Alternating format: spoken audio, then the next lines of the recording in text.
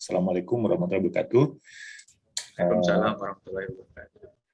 Oke, ya sebelumnya saya ucapkan terima kasih sudah dapat kesempatan untuk bisa bercerita, untuk berbagi informasi. Moga-moga memang ada manfaatnya diskusi siang ini dan bisa bermanfaat bagi Anda khususnya dalam konteks riset dan publikasi. Saya sudah cerita ke Pak Irwan Dhani kalau menjelaskan ini harus 1 semester. Kalau saya padatkan dalam waktu 1 jam, maka biasanya Anda akan kena gejala mual, mules, perih, kembung, bibir pecah-pecah, dan selanjutnya. Memang ini termasuk ilmu yang berbahaya.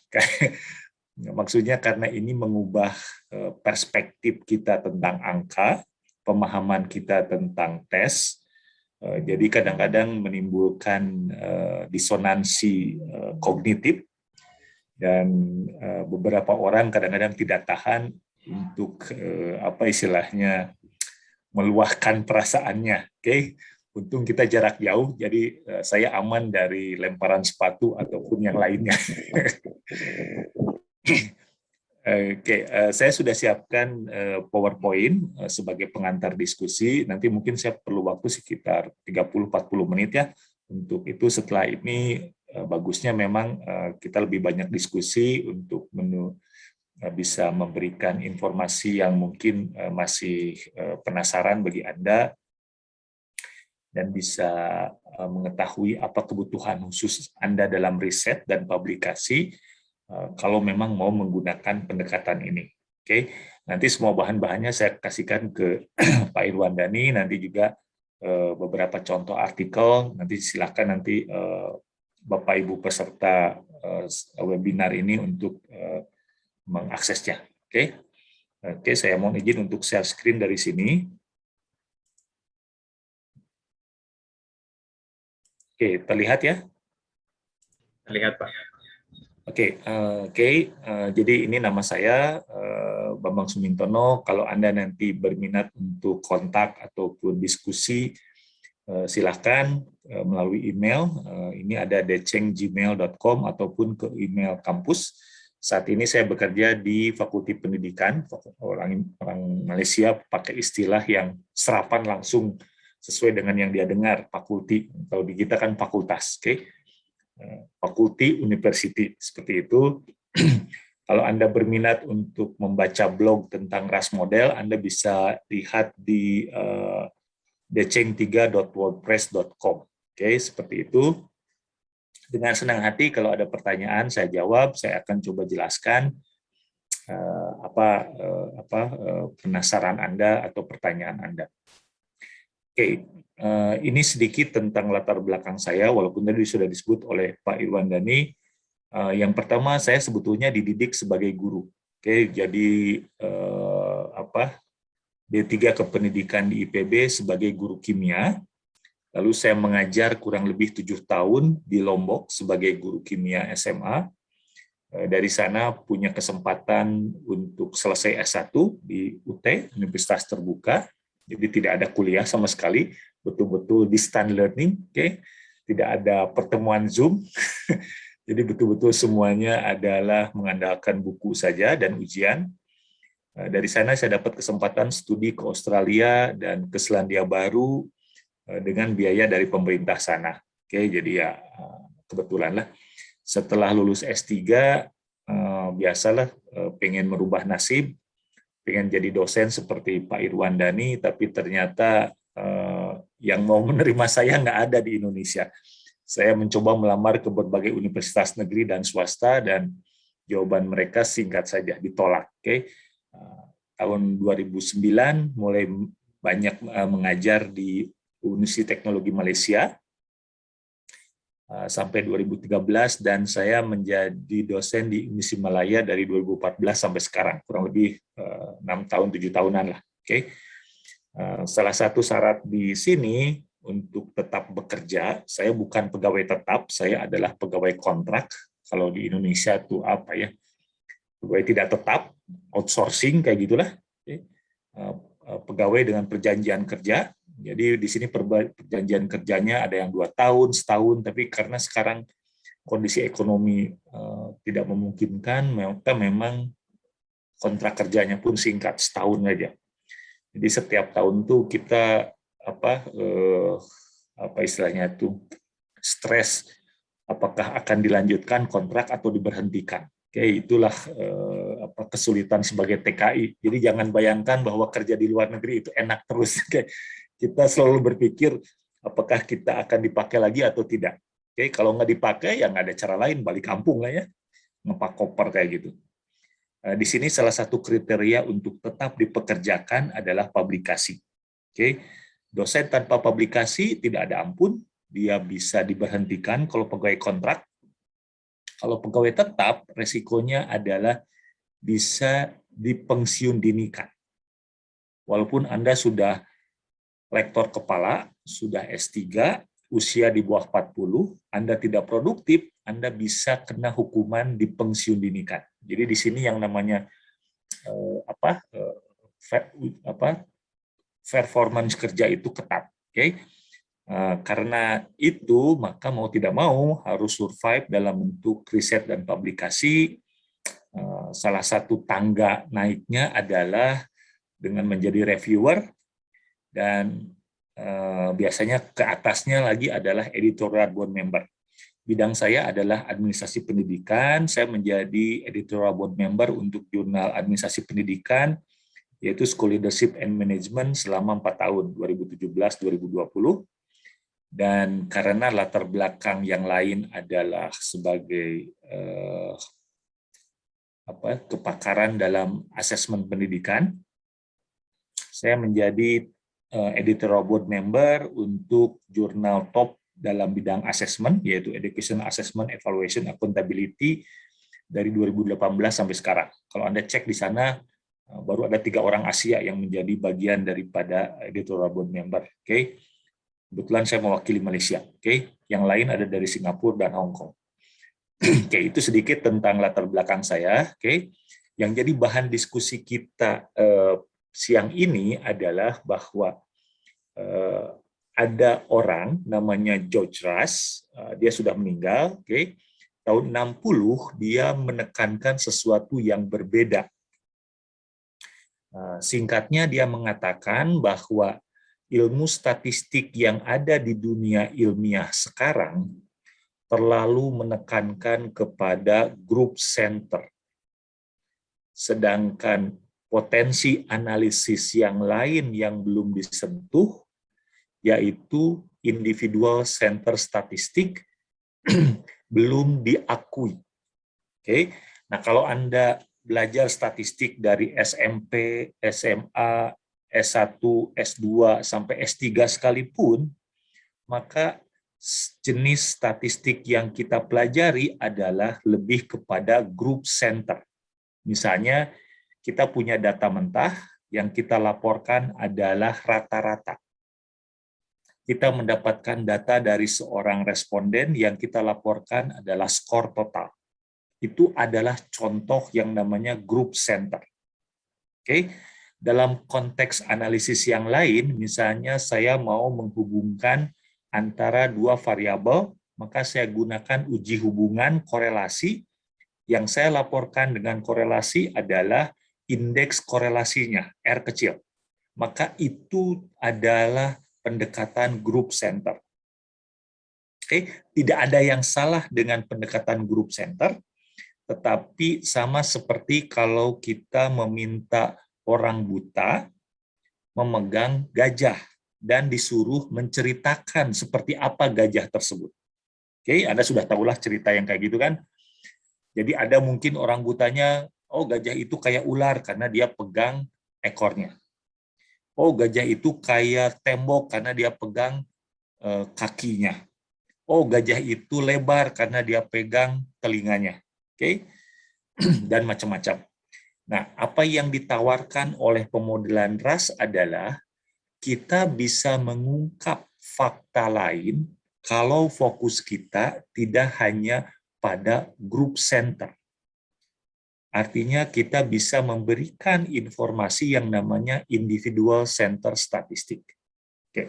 Contoh yang biasa saya ilustrasikan adalah Misalnya kita ingin melihat riset yang sifatnya adalah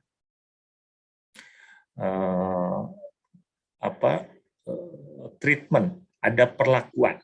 Jadi ada satu kelompok siswa diberikan treatment, misalnya treatmentnya berbentuk katakanlah pola pengajaran baru, modul baru. Setelah itu dilihat apakah pola pengajaran tersebut sukses atau tidak, berhasil meningkatkan kemampuan siswa atau tidak.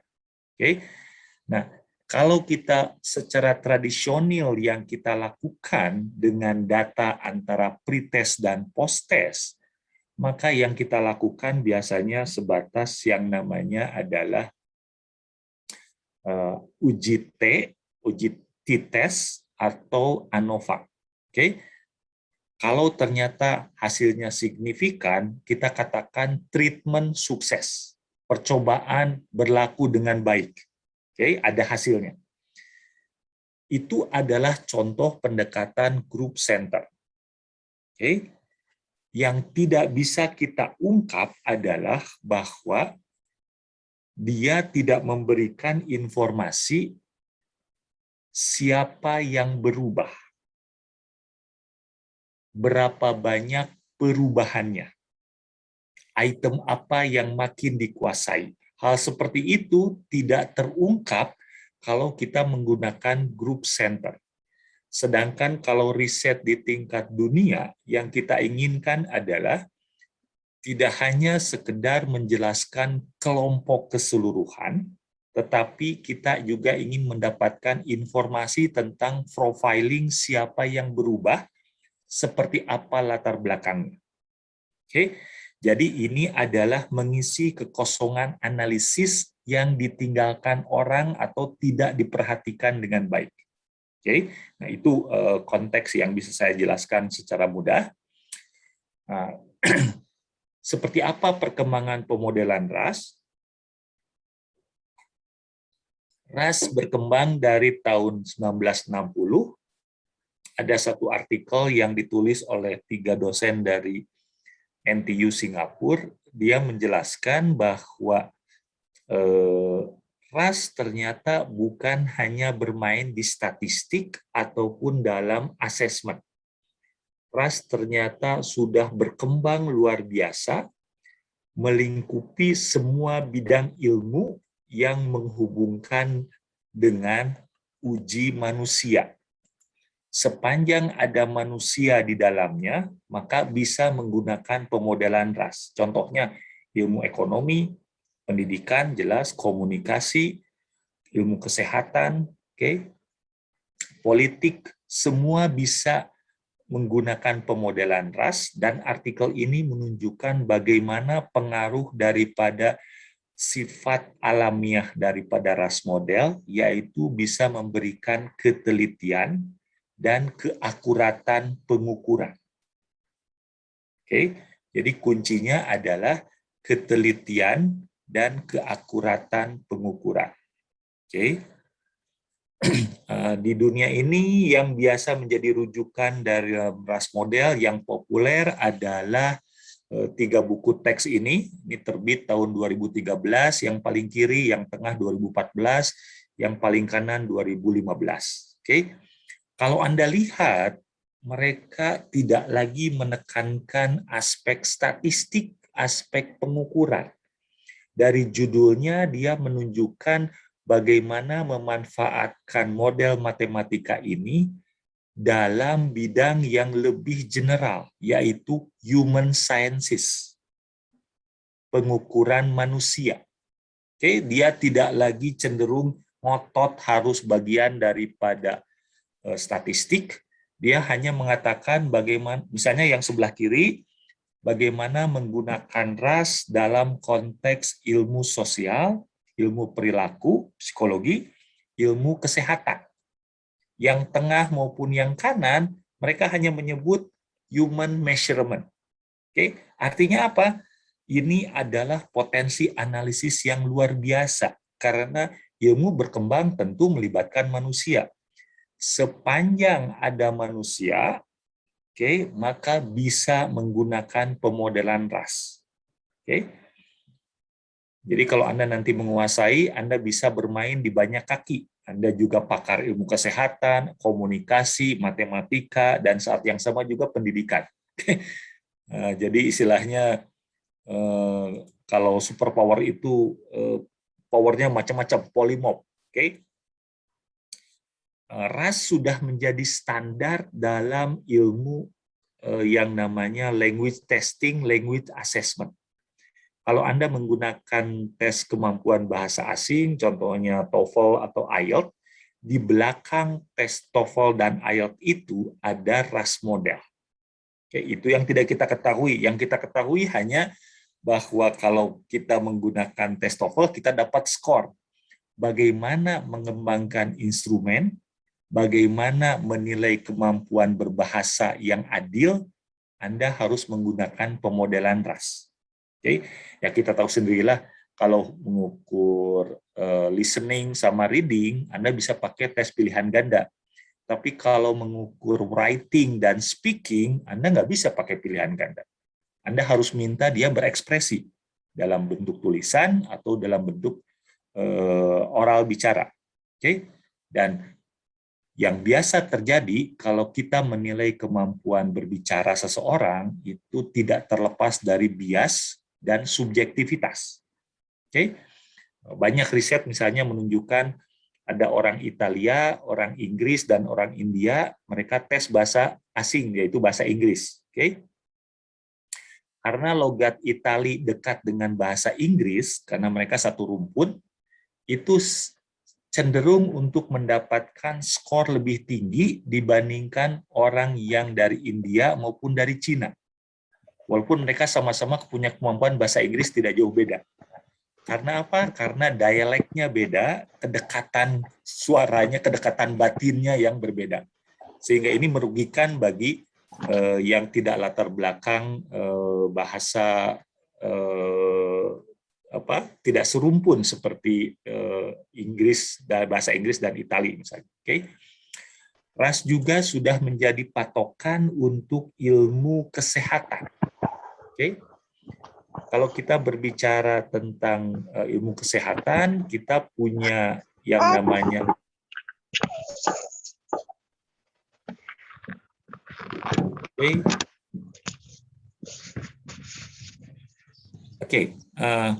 dalam ilmu kesehatan kita punya yang namanya adalah ilmu kedokteran klinis, yaitu yang berhubungan dengan pengobatan, penyembuhan penyakit seperti produksi vaksin seperti itu. Ada juga kedokteran itu yang sifatnya adalah berhubungan dengan manusia yang disebut sebagai social medicine. Social medicine contohnya misalnya kalau menguji rasa pahit obat, menguji fisioterapi pasien, itu berhubungan dengan manusia. Dan itu memerlukan suatu model matematika yang bisa memberikan ketepatan dan keakuratan yang hanya bisa diperoleh dengan pemodelan RAS. Oke. Nah, ini buku yang kami tulis, yaitu yang sebelah kiri itu untuk analisis data ordinal untuk tes non-kognitif, sedangkan yang sebelah kanan untuk data yang tes kognitif. Oke, dari jumlah sitasi berdasarkan Google Scholar lumayanlah. Oke, ini akhir Oktober lalu itu jumlah sitasinya sekian. Oke, moga-moga nanti ke depan mungkin lebih banyak lagi yang mensitasi.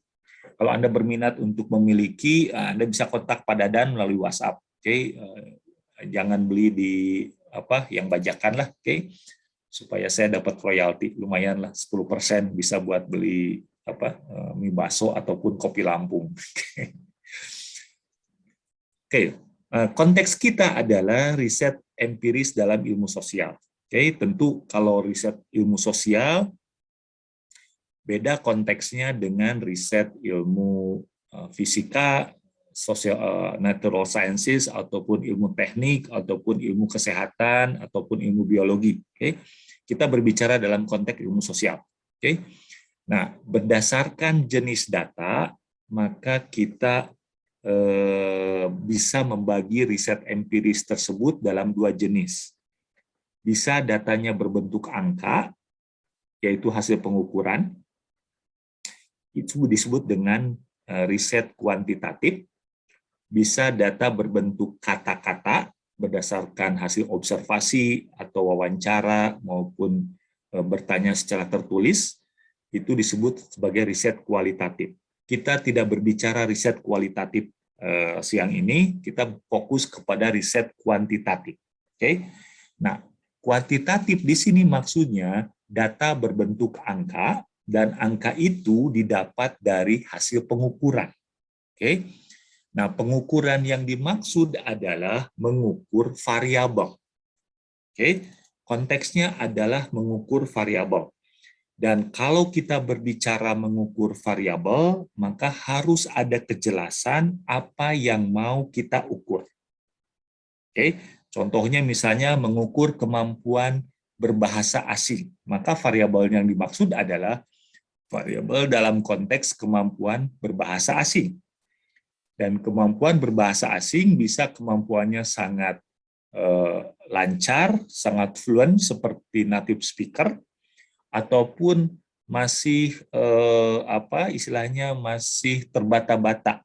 Oke, misalnya menggunakan little to me, oke, don't play, oke, ya seperti itulah, menunjukkan kemampuan bahasa Inggris yang sangat terbatas. Oke. Nah, konseptualisasi variabel itu kita berbicara dalam konteks yang sifatnya kualitatif, abstrak, definisi. Oke, maka kita harus mencari informasi apa definisi yang paling tepat, yang paling baik tentang variabel yang mau kita ukur. Contohnya misalnya definisi rasa percaya diri, definisi kepuasan konsumen, definisi kepemimpinan kepala sekolah. Itu adalah variabel. Kalau kita berbicara kepuasan konsumen, maka variabel itu kan berubah. Maka konsumen bisa sangat puas atau konsumen sangat kecewa. Oke, variabel menunjukkan rentang daripada nilai yang kita akan ukur. Nah, bagian kedua kalau kita berbicara tentang variabel adalah kita berbicara dalam konteks bagaimana mengukur hal tersebut. Nah, untuk mengukur kemampuan berbahasa asing, maka kita perlu instrumen, perlu alat. Alat yang dimaksud adalah soal-soal bahasa Inggris. Oke. Kalau misalnya kita mau mengukur kemampuan matematika, maka instrumen yang dimaksud adalah soal matematika. Oke. Kalau kita mau mengukur kepuasan konsumen, maka yang dimaksud adalah pernyataan-pernyataan yang menanyakan tentang aspek kepuasan konsumen. Artinya adalah konteks bagaimana hal tersebut secara praktis dilakukan. Oke.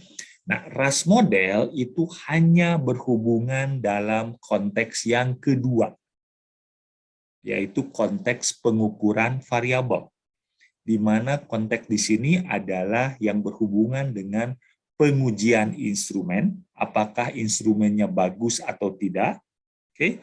Yang kedua adalah proses transformasi data, mengeluarkan hasil pengukuran. Oke. Kalau kita punya hasil pengukuran, maka kita pergi ke tahap yang ketiga, yaitu kita melakukan analisis kepada variabel yang kita ukur tersebut. Oke, bisa dalam konteks seperti melakukan uji hubungan, oke, mana yang berkontribusi, atau bisa uji perbedaan, mana yang lebih berprestasi. Oke, nah kita berbicaranya adalah mengukur manusia dalam variabel tertentu. Yang menjadi menarik adalah kalau kita berbicara mengukur manusia, maka kita tidak melakukan bagian yang pertama. Kita tidak berbicara tentang mengukur aspek fisik. Oke. Aspek fisik, maka itu kita sandarkan pada instrumen di fisika. Anda mau mengukur tinggi badan seorang anak, Anda cukup menggunakan meteran. Anda mengukur berat badan seorang anak, Anda gunakan neraca kilogram. Anda mengukur suhu tubuh seorang anak, Anda gunakan termometer. Semua hal yang berhubungan pengukuran aspek fisik, itu kita serahkan pada fisika. Oke? Nah, yang menjadi diskusi kita adalah bagaimana kita mengukur sesuatu yang tidak terlihat. Orang menyebutnya aspek laten, aspek hidden, aspek unobservable. Oke? Contohnya misalnya kognitif, yaitu kecerdasan. Anda tidak bisa mengukur seseorang itu cerdas atau tidak hanya dari penampilan. Itu selalu bias, itu selalu subjektif. Oke? Karena seseorang menggunakan kacamata, maka kita persepsi dia orang pintar. Padahal sebetulnya kemampuan matanya untuk berfungsi yang berkurang. Oke?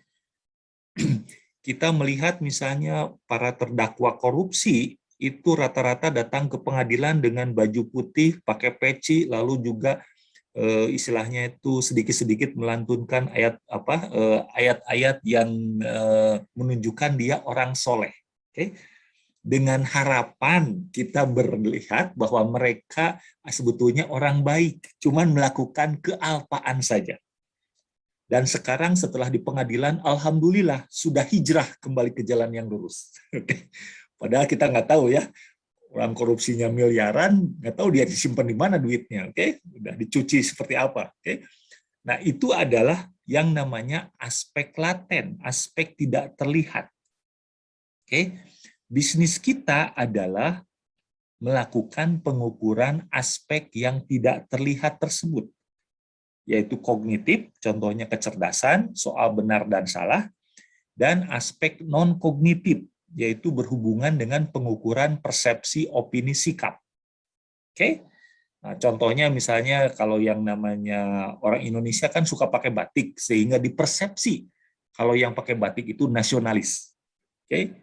Lalu misalnya kalau santri itu suka pakai sarung, maka dipersepsi itu mempunyai katakanlah kesalehan yang tinggi. Padahal yang pakai sarung siapa saja bisa. Oke? Tidak selalu menunjukkan bahwa dia mempunyai tingkat kesalehan. Oke? Nah, kalau yang namanya kognitif, jelas, benar dan salah, misalnya soal matematika, soal bahasa Inggris, dan selanjutnya. Kalau non-kognitif, itu hanya masalah persepsi, opini, sikap, tidak bisa kita tentukan secara langsung. Oke? Nah, bisnis kita adalah mengukur aspek laten. Oke? Nah, yang jadi pertanyaan adalah, seperti apa kita mengukur aspek laten? Maka kita harus bercermin pada yang namanya seperti apa pengukuran fisika dilakukan. Oke, kalau kita berbicara pengukuran fisika, maka dia mengikuti prinsip-prinsip pengukuran yang sangat ketat.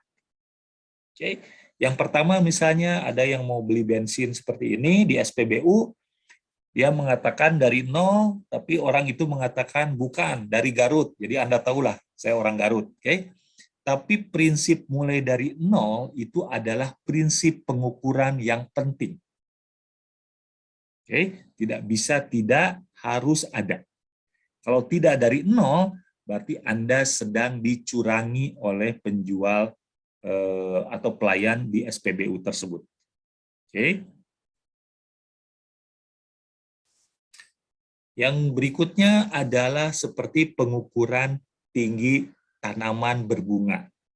Oke, ada 3 pohon seperti ini, maka salah satu kesimpulan yang bisa Anda sebutkan, tinggi pohon A adalah 2 kali lipat dari C. Ya kan? Logis, sederhana, langsung seperti itu. Kenapa kita katakan seperti itu? Karena tingginya angka di sini 12 itu adalah 2 kali lipat dari 6. Oke. Nah, juga di sini ditunjukkan dengan yang namanya satuan sentimeter. Artinya, dalam konteks fisika yang namanya kualitas instrumen itu tidak bisa main-main. Dia harus ketat, dia harus memenuhi prinsip pengukuran yang baik. Oke. Nah, di sini ada 4 instrumen dari fisika, mengukur panjang, mengukur waktu, mengukur suhu, dan mengukur berat. Dari keempat instrumen fisika ini, kalau kita lihat, dia mempunyai berbagai sifat yang sama. Oke. Nah, kalau kita melihat apa yang sudah kita diskusikan di sini, yaitu mulai dari 0. Maka keempat instrumen fisika ini semuanya mulai dari titik 0 yang jelas. 0 cm, 0 detik, 0 derajat Celcius, 0 kilogram. Oke, instrumen pada fisika mempunyai kejelasan titik awal. Oke, yang kedua, Anda lihat prinsip yang berlaku di gambar ini, di ilustrasi ini, yaitu adanya skala, maka jarak 0 ke 1 itu sama dengan jarak 1 cm ke 2 cm. Jarak 0 ke 10 detik sama seperti 10 ke 20 detik. Jarak dari 0 ke 20 derajat Celcius sama seperti 40 ke 60 derajat Celcius. Oke, artinya itu adalah prinsip yang tidak bisa ditawar dalam pengukuran fisik. Oke, yaitu adanya skala jarak yang sama, atau orang Inggris bilang equal distance, equal interval. Yang berikutnya, kalau Anda melihat contoh di sini adalah adanya satuan sentimeter. Instrumen pada fisika, kalau panjang bisa sentimeter, bisa inci. Kalau waktu, Anda bisa detik, menit, ataupun jam. Berat, Anda bisa gunakan gram, ons, atau kilogram. Oke? Yang terakhir, semua satuan dalam fisika itu dia mengikuti fungsi linier, garis lurus. Oke, tidak mengikuti fungsi kuadrat. Oke? Nah, kita lihat bahwa instrumen pada fisika dia menerapkan prinsip titik awal yang jelas, 0, jarak yang sama, skala, adanya satuan, unit, dan linier, garis lurus. Oke, bandingkan kalau kita menggunakan misalnya mengukur kecantikan. Oke, Anda melihat 3 wanita cantik. Oke, menurut Anda siapa yang paling cantik? Yang pakai kerudung, yang pakai seragam, atau penyanyi terkenal ini? Atau semuanya? Anda biasanya berargumen, oh cantik itu relatif, maka jelek itu absolut. Oke, kita mengukur sesuatu benda fisik, tapi melibatkan opini, maka kita akan kesulitan untuk menunjukkan skalanya. Oke, disinilah kesulitan kita kalau kita berhubungan dengan persepsi dan opini. Oke, nah kalau kita mengukur sesuatu yang tidak terlihat dalam konteks kepuasan konsumen, contohnya misalnya Anda menggunakan fasilitas publik seperti toilet, lalu Anda diminta memberikan penilaian seperti apa kualitas toilet yang Anda gunakan. Oke, yang sebelah kiri jelek, ini tidak bagus, cukup, bagus, sangat bagus. Oke. Nah, ini adalah 5 pilihan dari kualitas fasilitas publik yang kita lakukan. Oke, pertanyaannya, kalau ini seperti instrumen pada fisika yang seperti ini, oke, di mana titik awalnya?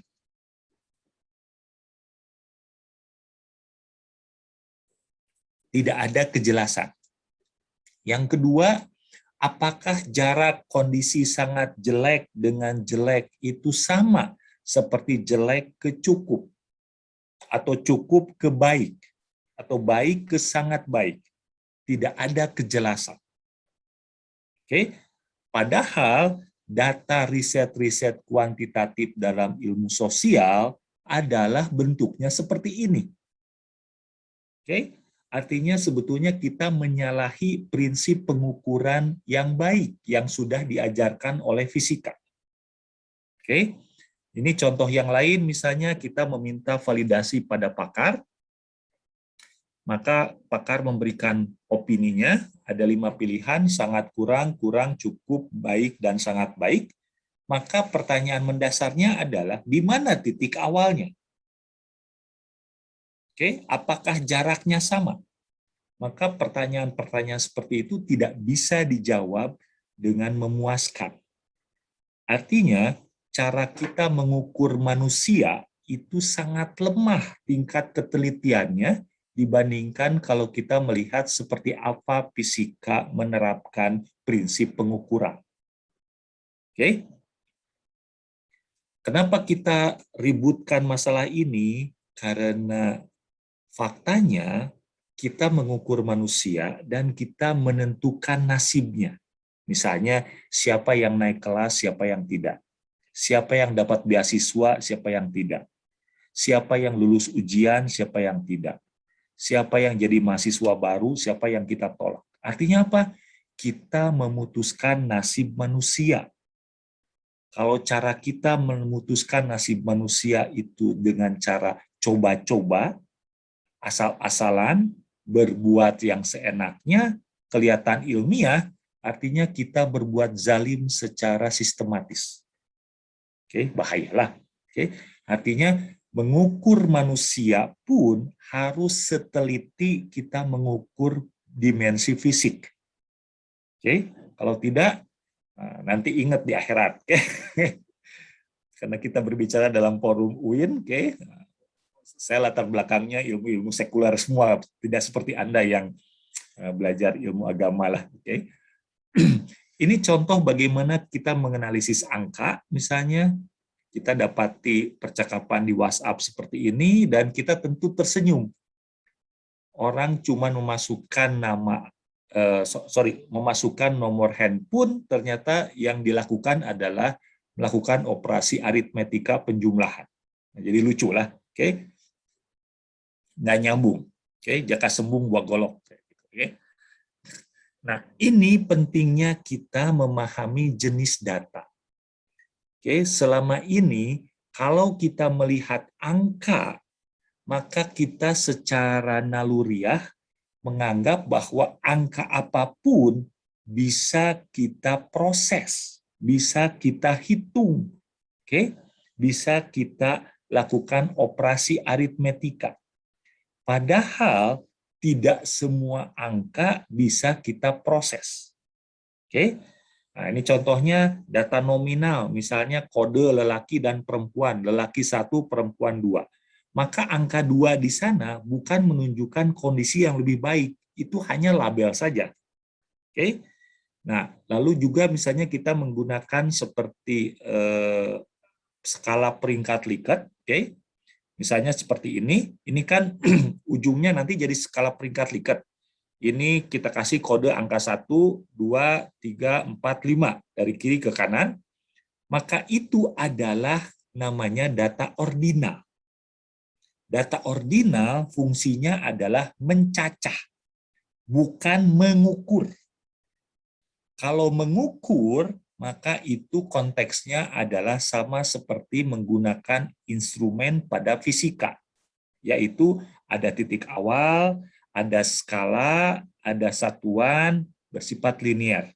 Tapi data ordinal seperti skala peringkat Likert itu tidak bersifat mengukur. Oke, RAS model hanya mengolah data ordinal. Oke, bukan data yang lain.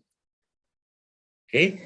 Nah, untuk yang disebut mengukur, maka jawabannya nomor 3 dan 4, interval dan rasio. Contoh interval adalah skala derajat Celcius. Contoh rasio misalnya mistar sentimeter atau neraca kilogram, itu data rasio. Oke.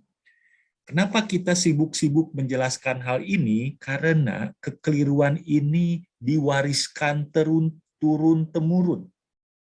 Dan orang kalau diingatkan tradisi turun-temurunnya ada yang salah, biasanya sewot, marah-marah.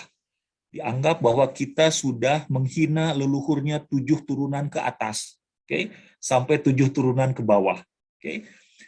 Beberapa artikel yang saya tampilkan di sini, misalnya yang sebelah kiri, bagaimana melakukan penyalahgunaan data, how to abuse Likert rating scale. Apa yang disebut abuse? Mencari rata-rata dan standar deviasi itu adalah tidak tepat untuk data ordinal, seperti Likert. Artinya apa? Itu abuse terhadap data. Oke, lihat yang sebelah kanan. Skala ordinal adalah dasar kekeliruan. Ini bahasanya itu kasar-kasar semua, walaupun ini riset ilmiah, tapi bahasanya betul-betul kata-kata mutiara yang membuat telinga kita merah. Oke. Contoh yang lain, 7 dosa besar analisis statistik. Artinya apa? Nanti di akhirat itu ada jenis neraka baru, yaitu neraka statistik. Karena kita melakukan dosa-dosa besar statistik. Oke, ini ilustrasinya di sebelah kanan. Anda ketemu setan, lalu di sini disebutkan kamu jenis dosanya karena kamu melakukan analisis statistik, ini jenis nerakanya. Oke. Nah, segeralah tobatan nasuha supaya Anda tidak masuk kepada neraka statistik. Oke. Apa jenis neraka statistik? Yang paling pertama, yang paling banyak adalah menggunakan analisis parametrik pada data ordinal. Anda punya data skala peringkat Likert, tapi Anda gunakan korelasi, regresi, ANOVA, t-test, faktor analisis, structural equational modeling, PET analisis. Kalau Anda lakukan itu, Anda melakukan dosa besar statistik. Oke, kalau Anda tidak tobat sekarang, Anda akan pergi ke neraka statistik. Segeralah tobatan nasuha. Oke, apalagi kalau di UIN kan soleh-soleh lah, oke, udah tahu doanya untuk menghindar dari dosa besar. Oke. Nah, ini contoh bagaimana kita melakukan analisis data. Sesungguhnya yang kita tanyakan kan sifatnya adalah opini persepsi sikap. Oke. Ini adalah data yang kita dapatkan, lalu kita ubahlah menjadi angka. Oke, ubah menjadi angka. Setelah kita kodekan, kita kan memerlukan alat bagaimana memproses data ini dengan baik. Oke. Artinya kita memerlukan suatu model matematika atau rumus matematika apa yang bisa membaca data ini dengan tepat. Oke. Nah, ada 3 cara yang sudah dikembangkan oleh ilmu pengetahuan. Cara yang pertama disebut sebagai tradisi skor ujian. Oke, tradisi tes skor. Oke, ini yang disebut dengan teori klasik, teori tes klasik. Yang kedua adalah tradisi scaling. Ini adalah bagian daripada yang kita diskusikan hari ini, RAS model. Oke. Yang ketiga adalah tradisi struktural. Kalau Anda terbiasa menguji instrumen dengan faktor analisis, PET analisis, lalu ujungnya ke model yang paling canggih yang selalu dipamer-pamerkan kalau di Indonesia, yaitu structural equational modeling. Yang membedakan dari ketiganya adalah hanya yang tengah yang mengikuti tradisi pengukuran secara fisika. Yang sebelah kiri dan sebelah kanan, mereka tetap mendasarkan kepada yang namanya group center statistik. Oke, dan mereka tidak bisa memberikan informasi di tingkat item ataupun di tingkat persen. Oke. Kalau Anda ingin mengetahui lebih jauh tentang hal ini, Anda bisa baca buku yang saya sebutkan di sebelah kirinya ya. Oke. Ini terbit tahun ini juga. Nah, kalau kita melihat tradisi dari tes klasik, itu ada yang namanya Spearman, penggagas teori tes klasik, ada Cronbach, G-teori, dan Bapak faktor analisis yaitu Thurston. Oke. Kelemahan daripada pendekatan teori tes klasik adalah mereka hanya fokus kepada yang namanya group center statistik. Dia tidak bisa memberikan analisis ke tingkat detail. Oke. Nah, apa sih yang diinginkan dari pengukuran manusia adalah bahwa model matematika yang digunakan itu harus mengikuti prinsip pengukuran pada fisika. Di sini disebutkan oleh Wright dan Mock, kalau Anda mau menggunakan model matematika yang mengukur manusia, contohnya misalnya menganalisis hasil tes ujian, menganalisis hasil kuesioner kepuasan responden, maka 5 syarat ini adalah harus terpenuhi. Yang pertama, skalanya interval dan linear. Itu adalah jelas prinsip pengukuran pada fisika. Yang kedua, menganalisis bisa menangani data hilang. Missing data adalah sesuatu yang sifatnya natural, sunatullah. Tidak bisa tidak Anda akan berhadapan dengan kondisi missing data. Oke. Nah, kalau missing datanya ternyata Anda tambahkan, maka sebetulnya Anda bukan peneliti yang baik. Karena apa? Anda berbohong, memanipulasi data. Missing data ya missing. Tidak bisa Anda munculkan tiba-tiba. Oke. Yang ketiga, mendapatkan pengukuran yang tepat. Artinya apa? Ada kejelasan titik awal dan mempunyai satuan. Oke. Yang berikutnya adalah bisa mendeteksi outlier dan misfit. Oke. Yaitu orang yang tidak konsisten menjawab, yang ngawur, asal saja, dan terakhir bersifat replicable. Oke.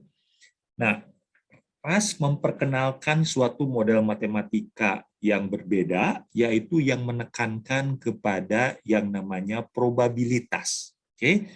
Ini ilustrasi singkat yang bisa saya tunjukkan. Oke.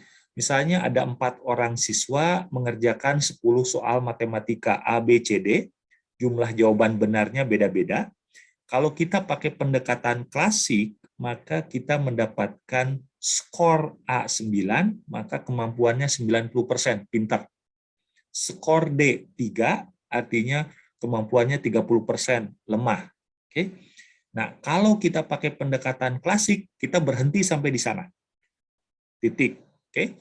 Tetapi dengan RAS, sebetulnya data skor tersebut mempunyai data yang tersembunyi, yaitu jumlah jawaban salah. Kalau A benar 9, maka jumlah jawaban salahnya 1. Kalau B benar 7, maka jumlah jawaban salahnya 3, karena total soalnya 10. Oke. Kalau C, jumlah jawaban benarnya 5, maka jawaban salahnya 5. Nah, Ras menyarankan gunakan jumlah jawaban benar dengan jumlah jawaban salah. Maka kita bandingkan untuk A itu 9 bagi 1. 9 jawaban benar, 1 jawaban salah. Maka kita dapatkan yang namanya odd ratio probability. Oke. Untuk B, kita dapatkan 7 bagi 3. 7 jawaban benar, 3 jawaban salah. Oke. Nah, yang jadi pertanyaan, apakah odd probability ini menghasilkan skala yang intervalnya sama? Maka kita buat garis bilangan. Garis bilangan dari kondisi yang paling kecil, 1 jawaban benar, 9 jawaban salah, ke kondisi yang paling besar, 9 jawaban benar, 1 jawaban salah. Oke. Nah, sebelum Anda bertanya, kenapa 0 tidak disebut? 0 yang benar dibagi 10, setiap satu bilangan dibagi 0 adalah 0. 0 bukan probabilitas. Oke. Kenapa kalau jawaban benar 10 tidak dimasukkan, 10 dibagi 0, maka jawabannya tidak terdefinisi. Semua bilangan dibagi 0 tidak terdefinisi, artinya bukan probabilitas. Oke. Nah, dari garis bilangan ini kita tahu jawaban benar 1 ke jawaban benar 2 itu tidak sama jaraknya antara jawaban benar 2 ke jawaban benar 3. Oke. Demikian juga kalau jawaban benar 1 ke jawaban benar 5, ada 4 jawaban benar jaraknya, juga jawaban benar 5 ke jawaban benar 9, ada 4 jawaban benar, jaraknya tidak sama. Maka Ras menyarankan gunakanlah fungsi logaritma. Dengan dilogaritmakan, Anda dapatkan yang tengah, ini jawaban benar 5, jawaban salah 5, 1, dilogaritma 1 kan 0. Maka ini adalah kriteria yang sama seperti kita melihat titik awal pengukuran. Dalam konteks RAS, no logit itu adalah titik awal pengukuran yang menunjukkan kondisi kecerdasan atau persepsi yang tengah-tengah. Oke, jawaban benar 1 dilogkan dapat minus 0,954. Jawaban benar 9 dilogkan positif 0,954. Jarak jawaban 1 ke 5 dan jawaban 9 ke 5 itu ternyata sama, artinya memenuhi prinsip equal interval. Oke, lalu ini garis lurus bersifat linier, dan ini adalah proses transformasi data dari probabilitas ke logaritma, maka disebut sebagai satuan logit, yaitu log odd unit. Maka data yang sifatnya aspek laten manusia dengan pendekatan probabilitas logaritma memenuhi kualitas pengukuran seperti fisika. Ada titik nol, jaraknya sama, punya satuan, dan linier. Oke, jadi kita sebagai ilmuwan sosial tidak usah rendah diri dengan ilmuwan teknik atau sains, karena cara kita mengukur yang tidak terlihat punya ketelitian dan keakuratan sama seperti kita mengukur dimensi fisik. Oke, alat yang banyak digunakan dalam pemodelan RAS adalah yang dimaksud dengan right map, yaitu menggambarkan secara keseluruhan tentang yang namanya sebaran kemampuan responden sebelah kiri dan sebaran tingkat kesulitan item sebelah kanan.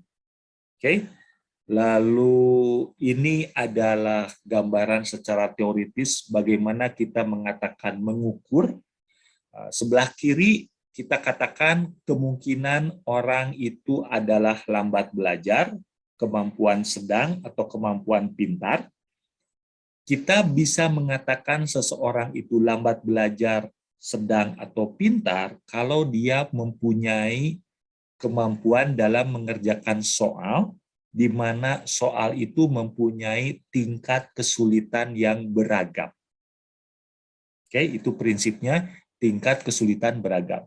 Kalau misalnya seseorang mengerjakan soal tes dan lulus, tapi ternyata semua orang juga lulus mengerjakan soal tes tersebut, maka kita bisa duga soalnya terlalu mudah, karena semua orang lulus. Oke, tidak menantang untuk dikerjakan, dan alat seleksinya keliru.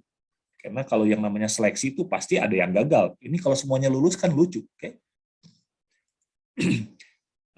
Apa yang ditawarkan oleh pemodelan RAS adalah sama seperti kita menggunakan alat analisis statistik lainnya, yaitu kita memberikan informasi tentang reliabilitas. Yang selalu saya tekankan adalah bahwa reliabilitas itu tentang statistik. Kalau kita berbicara riset kuantitatif, reliabilitas itu tentang statistik, tentang variasi, tentang banyaknya data. Oke? Bukan tentang kualitas instrumen. Artinya, reliabilitas adalah indeks yang paling mudah dimanipulasi. Oke? Jangan terlalu kagum dengan nilai indeks reliabilitas yang bagus. Uniknya RAS model, dia memberikan 5 indeks yang bisa kita gunakan untuk menunjukkan seberapa bagus data reliabilitas yang kita punyai. Yang kedua adalah validitas. Ini yang selalu menjadi diskusi yang hangat kalau saya melakukan workshop. Saya selalu berpendapat bahwa validitas itu bukan urusan angka. Validitas itu urusan argumen. Apa yang mau Anda sampaikan, apa buktinya. Jadi yang pertama harus Anda tunjukkan adalah apa argumennya, bukan pamer angkanya.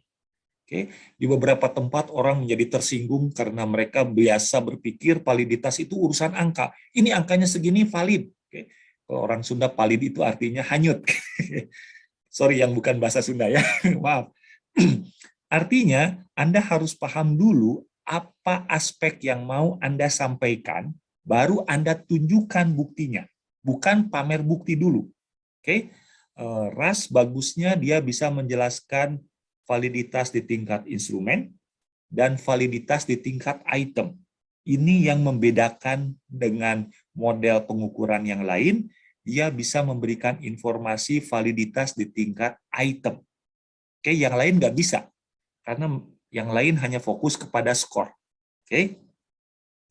Nah, ini beberapa hasil riset yang sudah terpublish di berbagai jurnal, dan saya sifatnya hanya membantu saja, atau lebih tepatnya membantu dengan doa. Oke.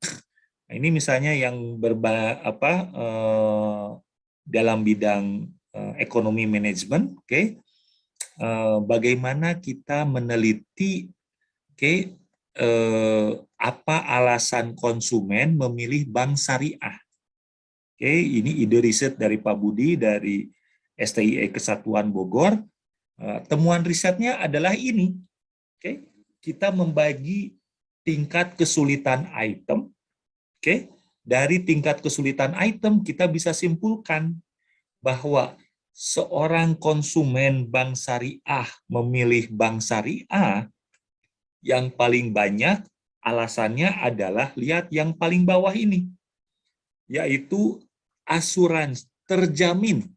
Yang kedua, friendliness, ramah. Yang ketiga, Islamic principle, sesuai dengan syariat. Itu alasan orang memilih bank syariah. Terjamin mungkin maksudnya bukan hanya urusan di dunia, urusan di akhirat juga. Dengan menyimpan uang di bank, Anda tahu sendiri, yang namanya bank itu akan membungakan uang, tapi karena disimpan di bank syariah, Anda terhindar daripada neraka bunga bank. Konteksnya seperti itulah. Oke, yang tidak disukai dari bank syariah adalah yang namanya social responsibility, karena kita tahu social responsibility itu biasanya cuma masalah urusan promosi atau biasanya strategi perusahaan untuk menurunkan pajak dan meningkatkan reputasi. Bagi negara tentu itu tidak beruntung kan. Lalu juga jenis-jenis servisnya bagi responden tidak menarik, dan biaya transaksi. Kalau biaya transaksi tidak hanya bank syariah, bank umum juga kita benci sekali ya. Kita nyimpen uang di bank, ternyata biaya transaksi bulanan lagi. Oke? Bunga nggak seberapa, tapi biaya transaksinya lebih gede lagi ya. Nah, itu contohnya lah. Oke? Contoh yang lain adalah riset yang dilakukan oleh Mas Wahyu dari Fakultas Psikologi UGM. Di sini juga saya fungsinya sebagai membantu dengan doa. Oke. Ide riset ini adalah bagaimana kita mendeteksi orang-orang yang mengisi kuesioner secara asal-asalan. Oke. Maka kita menggunakan alat dalam RAS yang namanya misfit response. Lalu apa dampaknya kalau kita menganalisis data di mana datanya berisi orang yang menjawab asal-asalan. Nah, kita buat plot seperti ini. Ternyata orang yang misfit itu memang membuat uji korelasi sederhana saja menjadi tidak terlihat indah. Anda lihat, bandingkan dua kuesioner yang berbeda. Orang-orang yang misfit itu memang menyebar di tempat yang tidak seharusnya. Artinya mereka memang orang-orang yang sifatnya ngawur, ngisi seenaknya. Selama ini kita persepsikan kalau orang dikasih kuesioner, dia mengisi kuesioner tersebut, kita anggap datanya bagus. Tidak selalu begitu. Oke, jangan terlalu cepat untuk menyimpulkan begitu, Ferguson. Oke, karena ternyata yang mengisi seenaknya itu mencemari data yang bagus. Oke, ini adalah riset yang dilakukan oleh dosen di sini, University Malaya. orang yang sakit jantung, lalu dia pulih dari sakit jantung, supaya dokter bisa mendeteksi perkembangan pemulihan orang tersebut, maka diperlukan kuesioner. Nah, untuk menguji kuesioner, maka digunakan pemodelan RAS. Nah, salah satu analisisnya adalah seperti ini. Nah, kita jadi tahu nih, ini kita menggunakan yang namanya right map, mana aspek yang memang paling susah menurut pasien sakit jantung yang sudah recover tersebut. Maka jawabannya adalah berjalan secara cepat, selebih dari 100 meter. Jadi kalau orang yang sakit jantung, dia bisa jalan secara cepat lebih 100 meter, artinya apa? Proses pemulihannya lebih bagus. Oke? Dan kalau misalnya dia sudah tidak merasa depresi, tidak merasa frustasi, itu adalah gejala yang paling umum terjadi pada orang yang sembuh dari sakit jantung. Oke? Ini adalah riset yang dilakukan di Singapura, dua dosen dari NTU, NIE NTU Singapura, dia kerjasama dengan saya, bagaimana kita melakukan analisis terhadap yang namanya kemampuan computational, orang bilang pemrograman, belajar ilmu komputer, computational thinking. Nah, analisis yang menarik yang ditampilkan adalah bahwa kita bisa memetakan tingkat kesulitan soal ke individu peserta per kelompok. Oke, ada 4 soal yang mempunyai pola respon berbeda. Oke, Anda lihat Q15, Q16, 17, dan Q23. Yang warna merah itu adalah lelaki, yang warna hitam putus-putus itu siswa perempuan. Ternyata soal nomor Q15 itu susah bagi lelaki. Juga soal Q17 dan Q23.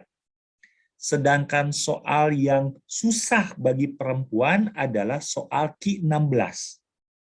Ini memberikan informasi baru, karena kalau kita fokus kepada skor, kita tidak tahu mana soal yang susah menurut lelaki, mana soal yang menurut perempuan. Nah, artinya model RAS bisa memberikan bantuan bagi kita untuk identifikasi hal tersebut. Oke, itu saja mungkin yang bisa saya berikan sebagai pengantar. Mohon maaf, ini kelebihan waktunya, 50 menitan. Oke. Atas perhatiannya saya ucapkan terima kasih. Kembalikan ke Bapak Moderator, Pak Irwan, monggo.